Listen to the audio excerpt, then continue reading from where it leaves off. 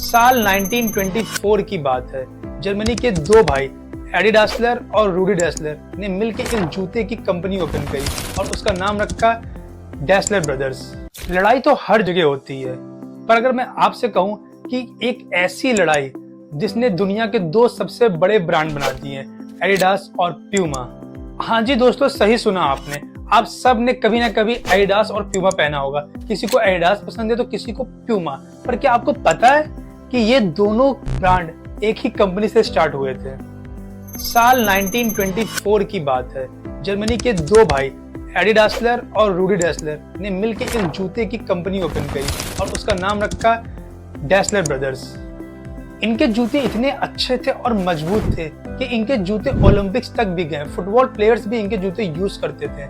फिर आता है वर्ल्ड वॉर, और वर्ल्ड वॉर के दौरान कुछ ऐसी सिचुएशंस हुई कि दोनों भाइयों के बीच में झगड़ा हुआ और दोनों के घर अलग हो गए और बिजनेसेस भी अलग हो गए। फिर आता है साल 1948। तभी एडी डासलर ने अपनी एक नई कंपनी बनाई और उसका नाम रखा एडिडास। उसी टाइम रूडी डासलर ने भी अपनी एक कंपनी बनाई और उसका नाम रखा प्यूमा। जर्मनी के औरक गांव में नदी के दो किनारों पे एक तरफ एडिडास और एक तरफ प्यूमा की इंडस्ट्री ओपन हुई। इस इंडस्ट्री के ओपन होने के बाद भी पूरा गांव एडिडास के जूते और प्यूमा के जूतों में बढ़ चुका था। सिर्फ गांव ही नहीं, जो एथलीट्स भी ओलंपिक के यूज करते थे इनके जूते, वो भी इन दोनों ब्रांड्स में बढ़ चुके थे और फुटबॉल टीम्स तक भी स्प्लिट हो गई थी।